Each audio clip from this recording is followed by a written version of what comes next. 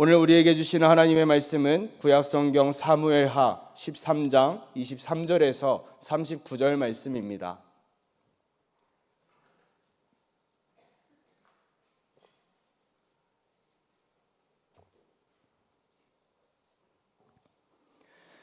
사무엘하 13장 23절에서 39절 말씀 우리 한 절씩 교독하도록 하겠습니다. 제가 먼저 읽겠습니다. 만 2년 후에 에브라임 곁 바알 하솔에서 압살롬이 양털을 깎는 일이 있음에 압살롬이 왕의 모든 아들을 청하고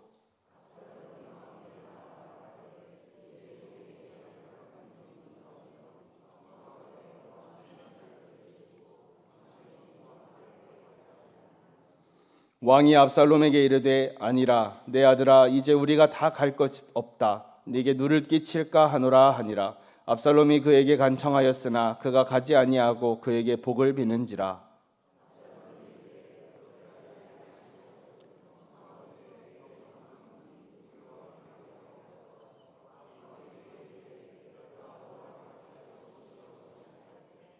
압살롬이 간청하매 왕이 암논과 왕의 모든 아들을 그와 함께 그에게 보내니라.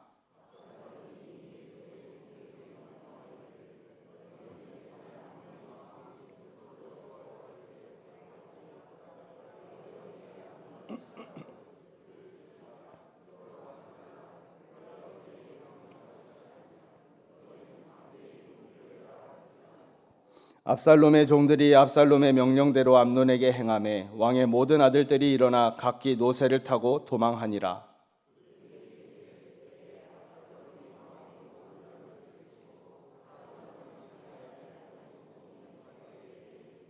왕이 곧 일어나서 자기의 옷을 찢고 땅에 드러눕고 그의 신하들도 다 옷을 찢고 모셔 선지라.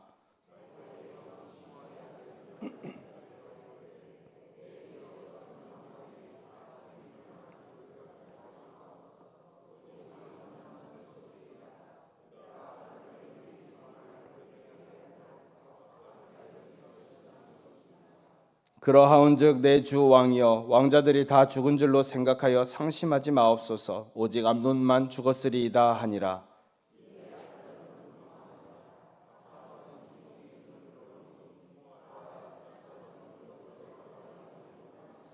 요나답이 왕께 아뢰되 보소서 왕자들이 오나이다. 당신의 종이 말한 대로 되었나이다 하고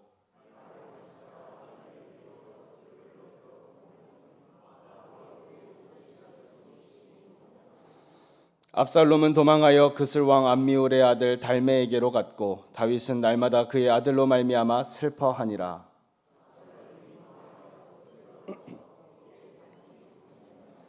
함께 읽습니다. 다윗 왕의 마음이 압살롬을 향하여 간절하니 암논은 이미 죽었으므로 왕이 위로를 받았음이더라. 아멘. 오늘은 덮어둔 죄는 사라지지 않습니다 라는 제목으로 말씀을 나누려고 합니다. 지난 월요일에 다윗의 장남이었던 암논이 이복 동생 다말을 범하는 그 사건을 통해서 인간의 욕심이 어떻게 자라나서 죄로 태어나게 되는지를 살펴보았습니다. 죄라는 것은 충동적으로 갑자기 나타나는 것이 아니라 우리 안에 욕심이 먼저 잉태가 되어서 그 욕심이 점점 자라고 우리가 상당한 세월 동안 욕심대로 살아오다가 결정적인 유혹을 만날 때, 결정적인 순간을 만나면 그 욕심이 죄로 태어나게 된다라고 배웠습니다. 오늘은 그 다음 단계인 죄가 장성하여 사망에 이른다라는 그 말씀에 대해서 배우려고 합니다. 우리가 흔히 시간이 약이다, 세월이 모든 것을 해결해 줄 것이다 라는 말을 하는 경우가 있습니다.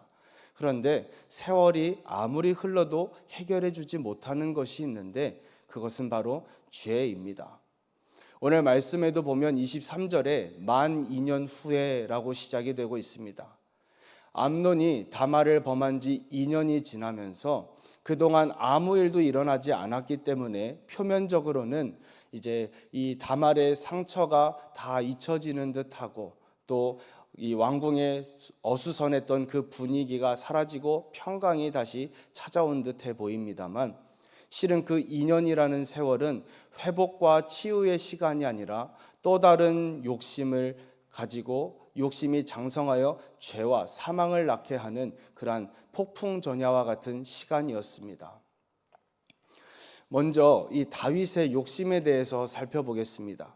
다말이 처음에 암논에게 찾아갔던 이유는 단지 아버지 다윗의 명령 때문이었습니다.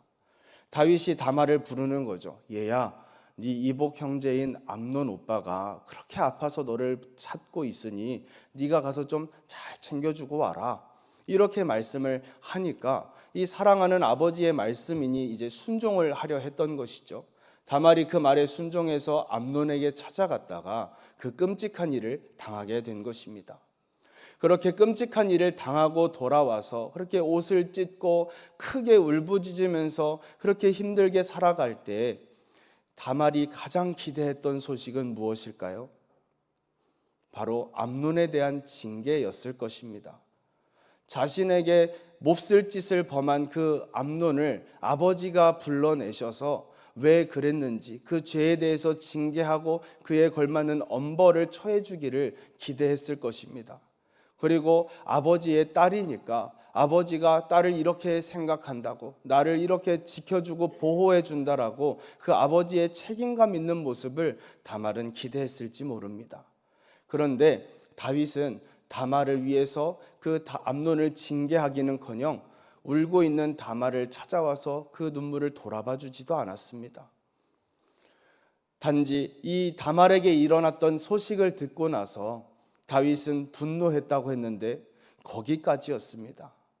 더 이상 어떻게 일을 해결했다라는 기록이 성경에 남아있지가 않습니다. 사실 다윗이 품었던 이 분노는 공의로운 분노가 아니라 무기력한 분노였습니다.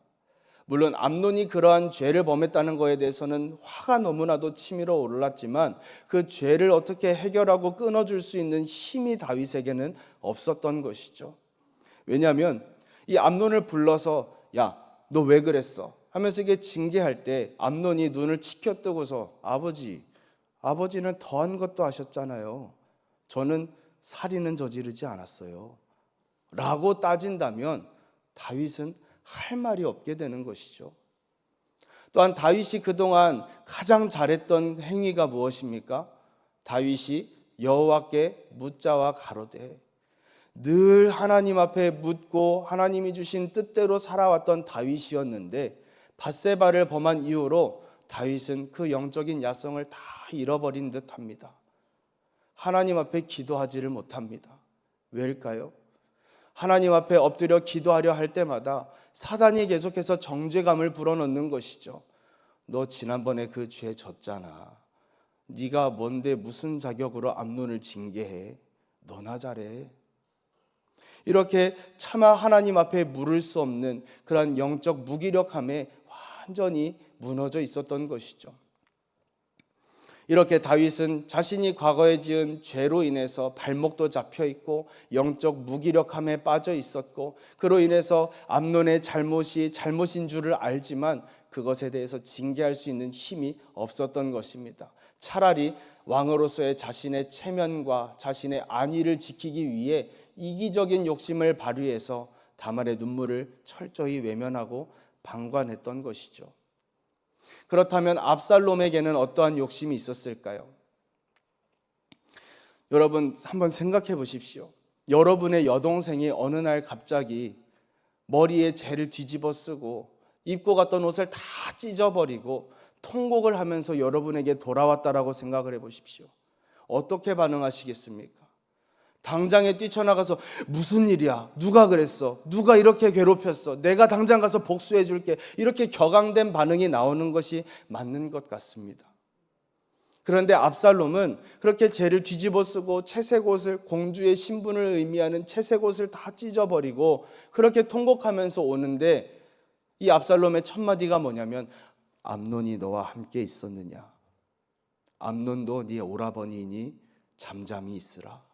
그리고 이 일로 인해서 근심하지 말아라. 이 말은 다말에게 오빠가 알아서 다 복수해 줄 테니까 걱정하지 마. 이 말이 아니에요. 잠잠히 있으라라는 말을 원어 성경에서 보니까 이 헤헤리시라고 했는데 이게 뭐냐면 입을 닫고 외부에 발설하지 말라라는 겁니다. 이 일을 더 이상 문제 삼지 말고 너만 조용히 있으면 된다라는 거예요. 그리고 근심하지 말라 해놓고선 지난 그 2년 동안 압살롬은 아무것도 하지 않았습니다. 다말이 잘못해서 이 수치를 당한 것이 아닌데 다말은 마치 이것이 자신의 잘못인 것처럼 누구에게도 말하지 못하고 죽은 듯이 지내야만 했던 것이죠. 암논에게 당한 그 수치와 그 비참한 일도 너무나도 큰 상처가 되는데 돌아왔을 때 울타리가 되어서 보호해줘야 할 아버지와 이 친오빠 다윗으로부터 받은 상처도 만만치 않았겠다라는 생각을 해보게 됩니다. 이 압살롬은 다말을 위로하는 데 별로 그렇게 관심이 없었던 것으로 보입니다. 왜냐하면 이후에 보면 이 다말의 이 슬픔, 이 아픔을 자신의 정치적인 야망을 이루는 도구로 사용하기 때문에 그렇습니다. 이 암논은 다윗의 장남이라 그랬습니다. 그 말인즉슨 왕위 계승의 1순위라는 것이죠. 압살롬은 다윗의 셋째 아들입니다. 둘째 아들 길르압은 왕위 계승에서 대해서 이제 기록된 바가 없기 때문에 이제 그는 큰 이제 걸림돌이 되지는 않고 압살롬 입장에서는 누구를 제거해야지 자신이 차기 왕이 될 수 있을까요? 모르시겠어요? 암논 1순위를 제거해야 자신이 1순위에 올라갈 수가 있는 것이죠. 그래서 이 다말의 슬픔을 암논을 죽일 수 있는 명분으로 삼는 겁니다. 그리고 그 안에는 왕이 되고자 하는 그 정치적인 야망이 너무나도 크게 사로잡혀 있는 것이죠. 그것을 이후에 다윗을 향해 쿠데타를 일으킨 것을 보면 알 수가 있습니다. 여기서 욕심의 사이클이 또다시 작동을 합니다. 욕심이 점점점 자라나서 결정적인 이 순간을 만남으로 죄가 태어나게 되는데 어떠한 순간을 만나냐면 23절에 만 2년 후에 에브라임 곁 바알 하솔에서 압살롬이 무슨 일이 있었습니까? 양털을 깎는 일이 있었습니다. 양털을 깎는 날은 추수하는 날과 같아서 그때 이스라엘에서는 양털을 깎는 날 많은 이제 이웃들을 초청해서 큰 잔치를 베푸는 풍습이 있었습니다. 그러니까 이 압살롬은 양털을 깎는 이 일을 빌미로 해서 형제들을 다 불러가지고 암논만 부르면은 너무 티가 나니까 형제를 다 불러서 거기서 암논을 죽이려는 이제 계략을 꾸민 것이죠. 그래서 이제 아버지 다윗에게 이야기를 합니다. 모든 형제를 다 초청하고 아버지도 나와 함께 이 잔치에 좀 참석해 주십시오.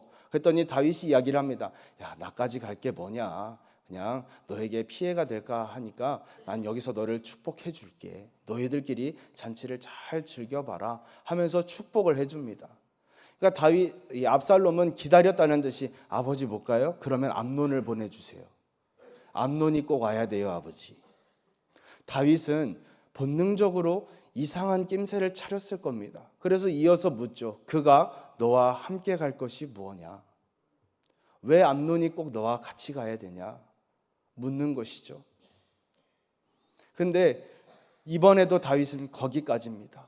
수상한 낌새를 차렸지만 그 자리에서 이 압살롬에 대해 계획을 파헤치다 보면 자신의 또 치부가 드러나게 되는 것이죠. 아버지도 죄를 덮으려고 우리아를 죽으라고 보내셨잖아요. 그렇게 한마디 해버리면 다윗은 또다시 설 자리가 없는 겁니다. 이번에도 자신의 체면과 자신의 안위를 지키기 위해 또다시 방관하는 길을 선택합니다. 압살롬이 계속해서 간청하니까 그래, 데리고 가라. 이 다윗의 선택은 결국 압살롬의 손에 의해서 암논을 죽게 만드는 일이 이어지게 된 것이죠. 야고보서 1장 15절에 욕심이 잉태한즉 죄를 낳고 죄가 장성한즉 사망을 낳는다라고 말씀했습니다. 오늘 본문에서 누가 죽었을까요? 암논만 죽은 게 아닙니다. 한 명이 더 죽었습니다. 그것은 바로 다말입니다. 다말은 물론 살아는 있지만 죽은 것이나 다를 바 없는 세월을 지금 보내고 있습니다. 그의 죄로 인한 사망이 아니라 암논의 정욕 때문에, 아버지 다윗의 방관 때문에, 또한 압살롬의 그 야망에 찬 욕심 때문에 다말의 영혼은 처참하게 짓밟혀서 죽은 듯이 살아가고 있는 거예요. 꼭 숨이 멎어야지만 사망에 이르는 게 아닙니다. 죄로 인해 하나님과의 관계가 끊어지면서 그 안에 수치심을 경험하게 되고 두려움을 경험하게 되고 외로움과 슬픔을 경험하게 된다면 나는 숨은 붙어 있지만 점점점 영적으로 죽어가고 있다라는 것이죠. 그것을 영적 사망이라고 이야기를 합니다. 창세기 3장에도 보면 다윗과 하와가 선악과를 따먹은 다음에 제일 먼저 느낀 감정이 무엇이냐면 수치심입니다. 죄로 인해서 하나님과 관계가 끊어졌기 때문에 거기서 오는 수치심이 가장 먼저 찾아오고, 하나님이 아담아 네가 어디 있느냐 물으실 때 내가 하나님이 두려워서 이 나무 밑에 숨었나이다. 수치심과 함께 두려움이 찾아오는 것이죠. 영적 사망을 경험한 것입니다. 다말도 마찬가지입니다. 나 자신의 죄는 아니지만 이 앞에 말씀드렸던 이 세 사람의 죄와 욕심으로 인해서 관계가 끊어지고 철저히 그 영혼이 짓밟힌 채 살아있으나 죽어있는 상태가 된 것이죠. 오늘 본문을 통해서 세 가지의 교훈을 배울 수가 있다라고 생각을 합니다. 첫 번째, 세월은 죄를 씻어내지 못합니다. 성경은 분명히 말합니다. 시간이 죄를 해결해 줄 수 있는 것이 아니라 오직 예수 그리스도의 보혈이 죄를 해결할 수 있다라고 말씀합니다. 2년이라는 세월 동안 다윗은 그 일을 잊고 싶었을 겁니다. 다말에게 일어났던 일들, 왕궁에서 일어나면 안 됐었던 그 일들이 잊혀지기만을 바랬을 것입니다. 암논도 2년이라는 세월 동안 아무 일도 일어나지 않으니까 괜찮은 줄로만 알았습니다. 그러나 그 죄는 사라진 것이 아니라 점점 더 욕심과 야망을 품고 자라나서 더 큰 죄와 더 참혹한 사망을 불러오게 된 것이죠. 결국 암논도 죽고 압살롬은 도망가고 다윗도 하나님과의 관계가 끊어져서 영적으로 무기력해지고 아들들을 잃고, 또한 다말도 영적인 죽음에 이르게 되는 비참한 일들이 일어났던 것입니다.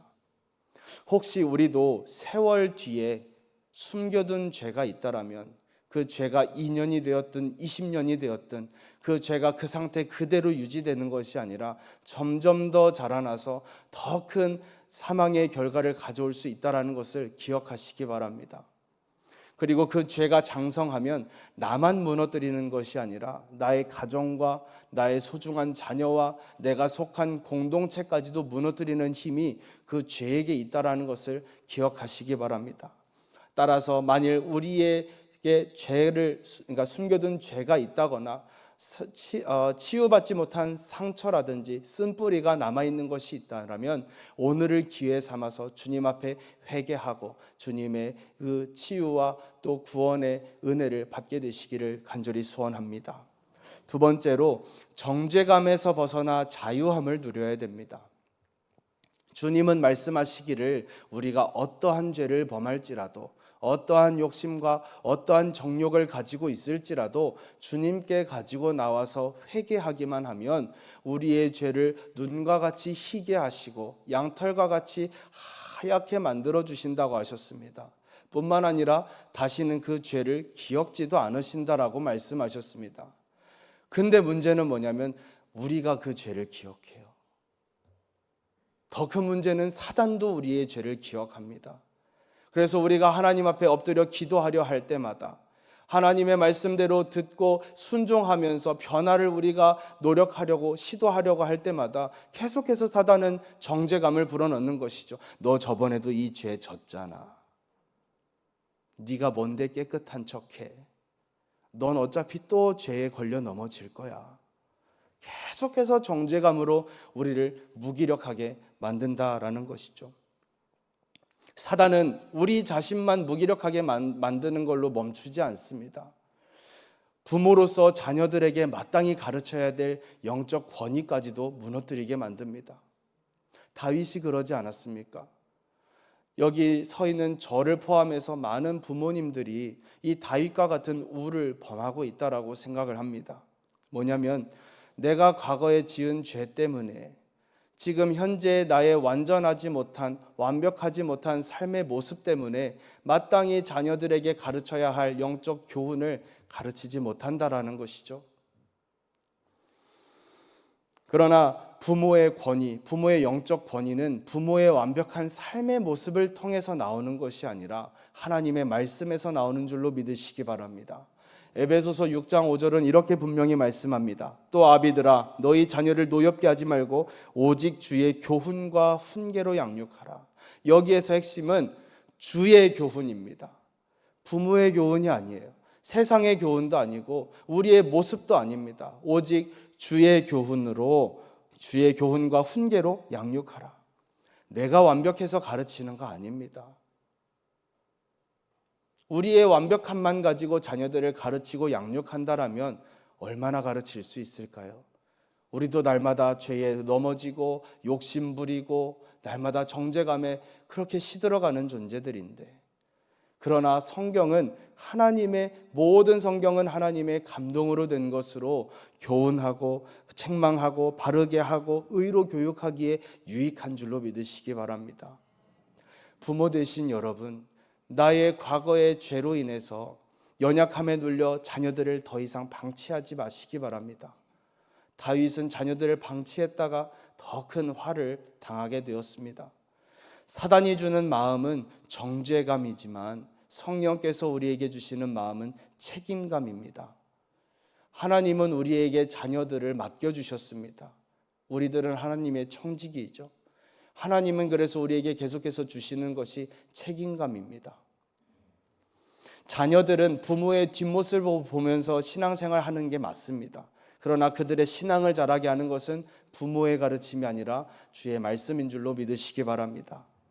우리가 이 시간에 다윗을 반면교사로 삼아서 지난날 내가 죄에 묶여 있었던 부분들이 있다면 철저히 회개하고, 또 사단이 우리에게 정죄감을 줄 때마다 말씀으로 선포해서 승리해야 될 줄로 믿습니다. 로마서 8장 1절에 그런즉 그리스도 예수 안에 있는 자에게는 결코 정죄함이 없다라고 말씀하셨습니다. 우리의 생각이나 감정과 상황에 따라서 없다가 있다가 하는 게 아니라 주님이 말씀하신 겁니다. 더 이상 없다라는 겁니다. 그래서 우리는 선포할 수 있죠. 사단을 향해서 너의 정죄함이 내 안에 더 이상 설 자리는 없다. 나는 생명과 성령의 법 아래 있기 때문이다. 그 말씀을 믿음으로 확신하면서 사단의 정죄감을 물리치고 영적 권위를 회복하여 자녀들을 믿음의 자녀로 세워가시는 저와 여러분들 되시기를 바랍니다. 마지막으로 하나님은 위로와 회복의 하나님입니다. 이 다말을 보면 세상의 눈으로 봤을 때 그의 인생이 끊어진 것만 같습니다. 그냥 수치에 파묻혀서 잊혀지는 것만 같습니다. 그러나 하나님은 다말을 잊지 않으시고 기억하셨습니다. 다말이 그렇게 압살롬의 방에서 갇혀서 그렇게 통곡하면서 누구에게 말도 하지 못하고 죽은 듯이 지낼 때 하나님은 다말 곁에 같이 함께 하셔서 그의 눈물을 다 주의 병에 담으셨습니다. 그리고 어떠한 위로를 베풀어 주시냐면 이후에 압살롬이 딸을 낳았는데 그의 이름을 다말이라고 짓게 합니다. 암논의 욕심으로 인해 수치와 그 짓밟혔던 그 부끄러운 이름을 다시 압살롬의 딸의 이름을 다말로 짓게 함으로써 왕궁의 가장 고귀하고 아름다운 이름으로 회복시켜 주신 것이죠. 또한 하나님은 이 다말의 이름을 성경에 기록함으로써 수치 속에 버려진 여인이 아니라 하나님의 은혜 속에 회복된 여인으로 기억하게 하셨습니다. 사랑하는 성도 여러분, 죄와 욕심으로 가득 찬 이 세상 가운데에서 우리가 믿음을 지키고 하나님의 말씀대로 살아가는데도 불구하고 그러한 세상의 죄악의 그 구조로 인하여서 수치를 당하고 피해를 당하고 다말처럼 처량하게 지내야 할 순간들이 올 수도 있습니다. 그러나 그 순간은 하나님이 하필 잠깐 졸고 계실 때 재수가 없어서 그런 일이 일어난 게 아니라 하나님은 불꽃 같은 눈으로 우리를 감찰하시면서 다 지켜보고 계시고 다 기억하고 계시고 우리를 회복시키시기 위해 새 일을 준비하고 계시는 줄 믿으시기 바랍니다. 주님은 우리를 위로해 주시기 위해 우리의 그 배신과 수치를 다 위로해 주시기 위해 십자가에 달리셔서 철저히 하나님으로부터 외면을 당하셨습니다. 죄와 욕심의 사이클이 한번 굴러가기 시작하면 누군가는 죽을 때까지 이것이 멈출 수가 없기 때문에 우리 주님은 그 사이클을 멈춰주시기 위해 자신을 그 사이클 밑으로 깔아 넣으셨습니다. 자신을 희생시키심으로 죄와 욕심의 사이클을 끊어버리고 사흘 만에 부활하심으로써 우리에게 영원한 생명을 주신 분이 우리가 믿는 예수 그리스도이신 줄 믿으시기 바랍니다. 우리 주님만이 덮어두었던 죄의 사이클을 끊으실 수 있고 죄와 욕심의 사이클에서 내려와 우리로 하여금 생명과 평강의 사이클로 들어가게 하시는 줄로 믿으시기 바랍니다. 바라기는 오늘 그 회복의 주님과 함께 죄와 싸워 승리하며 주님의 다음 세대로, 믿음의 다음 세대로 세워가는 생명의 역사를 경험하시는 저와 여러분들 되시기를 주의 이름으로 축원드립니다. 함께 기도하실 때 하나님, 지난 세월 뒤에 숨겨두었던 나의 죄를 정직하게 고백하며 회개하게 하여 주옵소서. 내 안에 있는 정죄감을 말씀으로 물리치게 하시고 주님께서 맡겨주신 자녀를 말씀으로 교훈하고 양육할 수 있도록 영적 권위를 회복시켜 주옵소서. 또한 상처 입은 나의 영혼과 무너진 삶 가운데 하나님의 은혜와 위로를 더하여 주옵소서라고 우리 말씀 기억하면서 주여 한번 부르시고 기도합니다.